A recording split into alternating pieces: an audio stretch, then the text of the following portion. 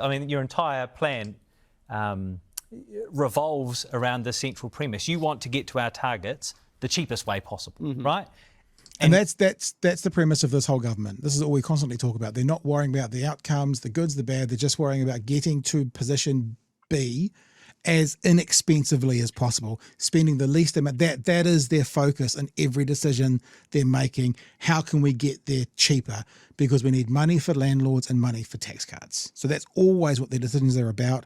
How does this affect my bottom line? And yet, considering this emissions reduction plan, Labour's plan would have seen household consumption reduced by 0.4%. Your government's reduces it by 0.39%. 0.1% cheaper. So that's 0.01. He made a mistake there. 0.0. So all of the things that this government's now either introducing or removing is changing our outcome by 0.01%. So that's 1/10. No, it's not. It's 1/100th, isn't it, of 1%, 0.01. So all of these negative impacts are making no difference and costing New Zealanders more. It's 2024. Last year was the hottest year on record. Climate scientists say this year is likely to be even hotter. Your government has scrapped the ban on oil and gas exploration. You've tanked the electrical vehicle market overnight. You've delayed emissions pricing yet again for our biggest emitting industry.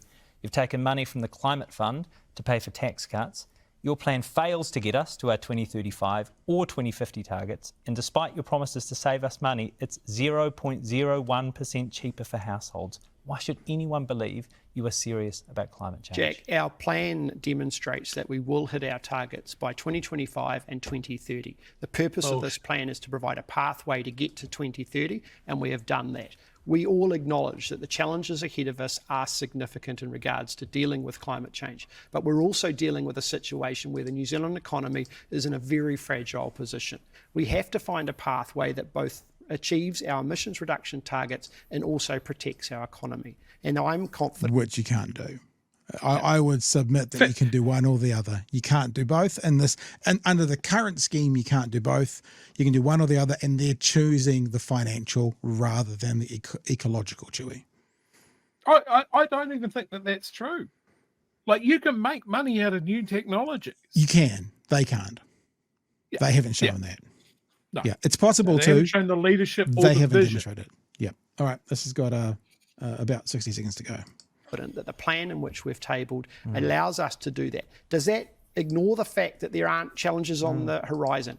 No, it does not. We acknowledge that. But I can tell you what, as a coalition government, we are committed to taking the actions required in order to reduce emissions while protecting and growing our economy. And we've got a plan that delivers that. I know it's going to be challenging. It's funny. We've got to believe them because they haven't shown us that. They say they have, but they haven't shown it to us. Challenging in the future. We're pragmatic and we understand that. But you can't do one while sacrificing the other. The whole point, though, is that you are increasing emissions. By your own comments in this interview, you are increasing emissions compared to the previous government and saving us no money by 2050. You're talking in the degree of... 0.01%. The numbers in terms of 1 megatonne, all those are no. This is the. I'm going from the numbers on economic consumption in your own plan. It's 0.01%. As I said, the plan that we've tabled will meet our budgets by 2030 and 2025. We'll meet our budgets. Well, just check. We'll meet our budgets. Budgets.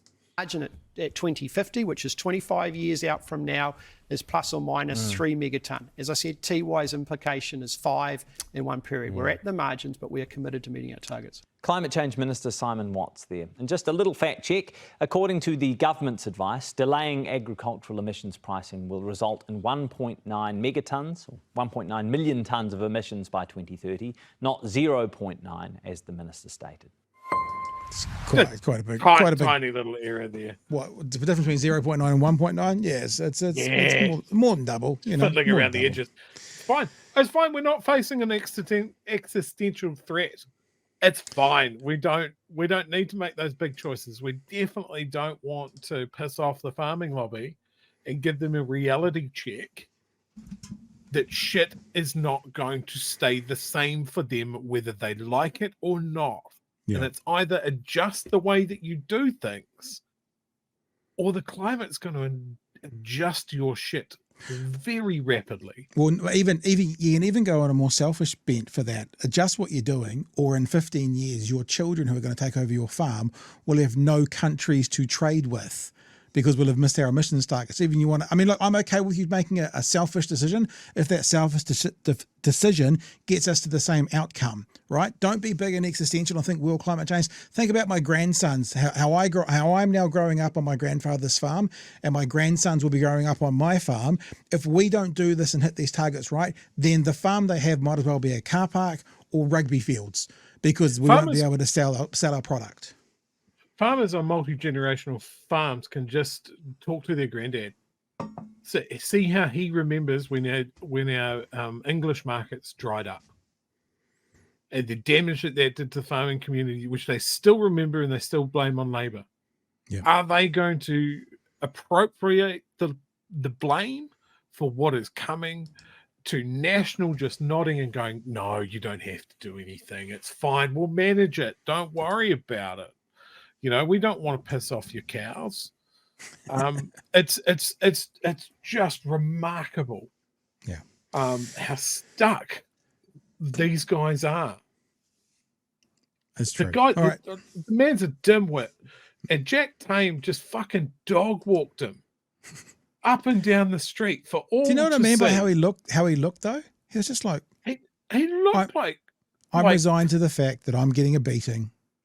I know that feeling from like school and teachers berating your poor report, your lack of, and you just sitting there going, yeah, I guess I did fuck that up. Yeah. For like way too long.